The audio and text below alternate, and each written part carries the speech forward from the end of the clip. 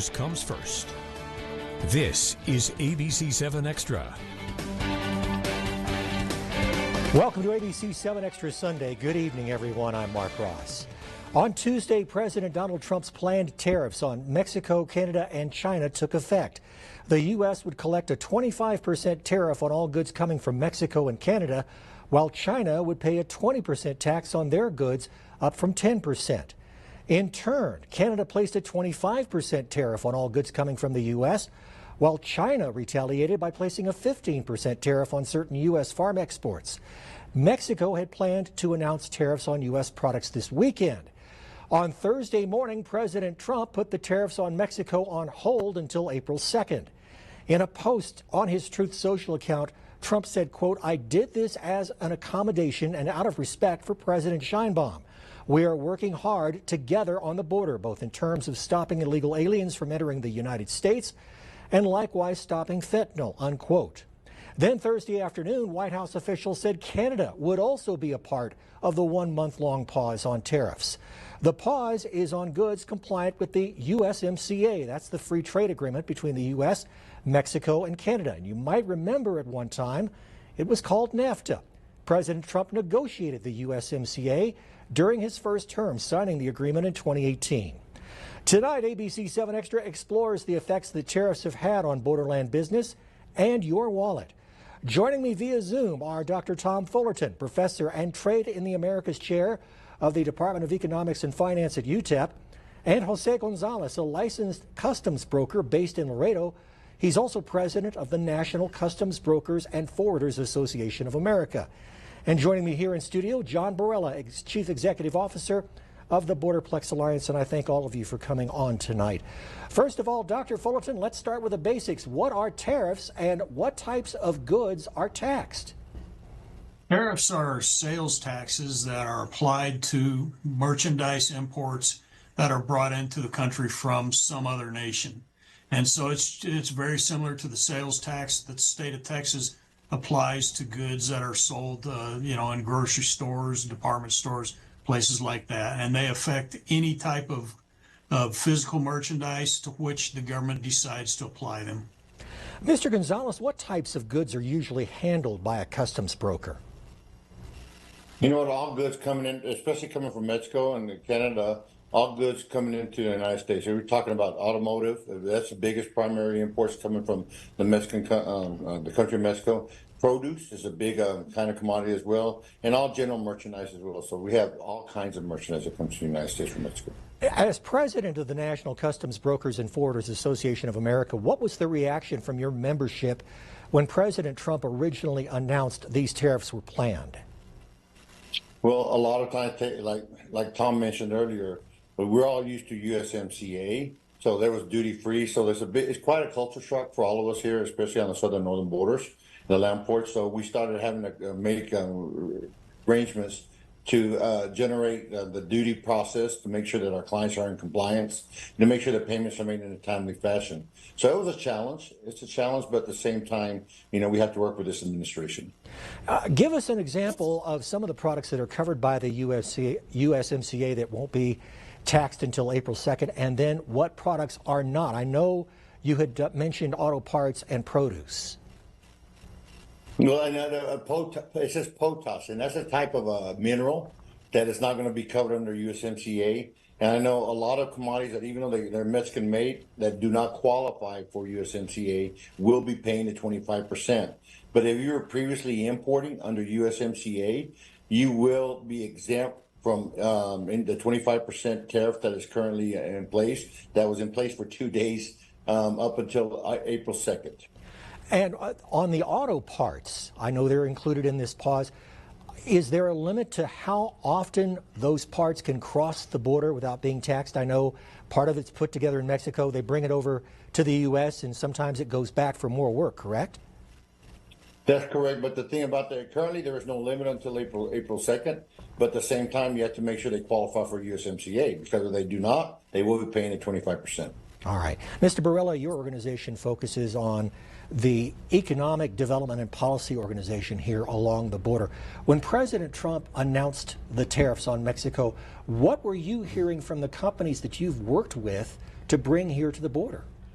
On one hand, the companies were very surprised. On the other hand, it was expect the unexpected. We've kind of seen this play out before in the first Trump administration. Back then, they called it a border adjustment tax, and they were proposing the same tariff or tax on goods coming into the United States, 25% rate. So, in one hand, we've seen this play before. We're entering into the second act of a play now, and it's been disruptive, no doubt about it. The irony of this is that President Trump, during his first administration, wound up negotiating brilliantly, I might add, a wonderful trade agreement, probably the best trade agreement this country's ever had in the USMCA. And why we would now be in a position under his second administration, enduring all of the uncertainty and effectively threatening to tear up not only the spirit but the letter of the law and the treaty itself, is a bit surprising to many. That's what surprises a lot of our members. And I will tell you, it's had a chilling effect in the short term on some investments, especially foreign direct investment in our region. And I hope that we can go back to some normalcy and some predictability with respect to economic development and industrial recruitment in our area. Can you put a number on how many of the companies who are basically twin plant companies are being affected by this? We know that there are dozens of companies that are being affected as far as a decision in terms of making their investments. In some cases, there are tens of millions of dollars involved. In other cases, hundreds of millions of dollars. So when companies are going to invest this kind of capital into a region, they want to make sure there's as close to 100% certainty as possible. The Borderplex region 8 years ago was the 8th largest manufacturing hub in North America in terms of employment. Today, we have moved up to the 5th largest manufacturing hub in North America. This momentum, we hope, will continue in the next 12 to 18 months. But make no mistake, this threat of tariff, the threat of tariffs are having a chilling effect, and it's to a certain degree killing our momentum as we try to close on the New York tri-state area to become the 4th largest manufacturing hub in this continent. So, Mr. Barela, if April 2nd rolls around, the tariffs go back into effect. We have no idea, of course, how long they would last.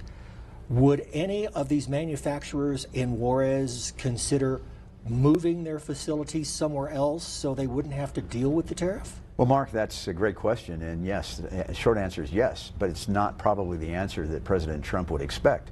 Many of the companies that are in Ciudad Juarez or anywhere along the border are going to look at other parts of Mexico, perhaps other parts of Latin America, Vietnam, India. And I've always said that it's better to have a consolidated supply chain, a continental supply chain here in North America that we can rely on. The further these manufacturing operations move away from our region and from the United States, the fewer jobs are created, at least indirectly, as a result. So there are going to be some companies that would move across the border, but most of them will not.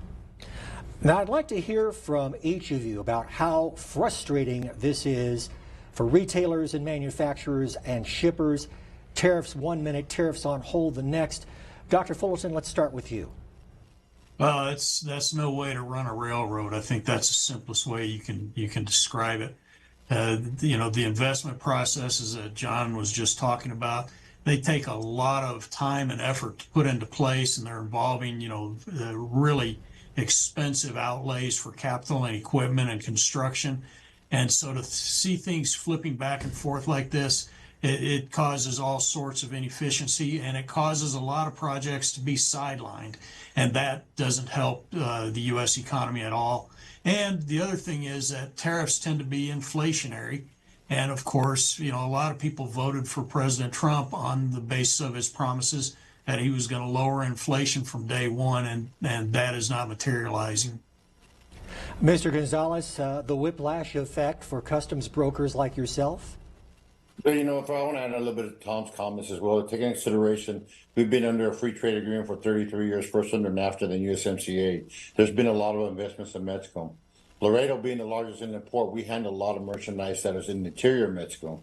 So, there's a lot of investments that, they're just trying to work around and trying to find certain processes to make sure they can kind of minimize the tariff challenge that we're going through right now. Same time, as a broker being on the front line and being like boots on the ground, a lot of challenge that we have is implementing some kind of automated procedures. In previous administrations, we'd be able to go through and say they're going to have some kind of process implemented, and we'd have a lot of testing that we do prior to. Everything is being done is done live. As you noted yesterday, whenever the tariffs were kind of rescinded, they didn't go retroactive, but the announcement was made on a tweet during the midday, and then the executive order was signed late in the afternoon, and then we had the policies not the policy, we had the guidelines submitted around 6 or 7 in the afternoon. So we have to work through that, take into consideration 11 Mountain Time is going to be 10:01 p.m. Tariffs were eliminated or not eliminated, were just brought back to zero again. So a lot of individuals, it's hard to work during these timelines. We have to sit there, plan, and move forward. And a lot of times, a lot of trucks were just sitting on the border. There's a lot of shortage of equipment, a lot of processes that we're trying to work through. So everybody's flooding through all the equipment to make sure we can get everything out. Next week, we should be able to settle down. But then again, we got to start up all over again April 2nd to see how, if we go out there and go through another extension, or if there's going to actually implement the tariffs again. So. And Mr. Barella, the manufacturers that you speak to, same situation. Exact same situation. And I might also add that here in the Borderplex region, agriculture is still a very large industry. I've been hearing from farmers and ranchers, a friend of mine who transports cattle across the border. It's been pretty much eliminated right now because of this threatened tariff. And certainly in the Mesilla Valley, our pecan growers are facing particular challenges with this potentially, and you're in the planting season. So the last thing the farmers and certainly the ranchers need right now is, again, unpredictability. We will continue our discussion on President Trump's tariff plan and its effects on border trade when we come back. You're watching ABC 7 Extra Sunday.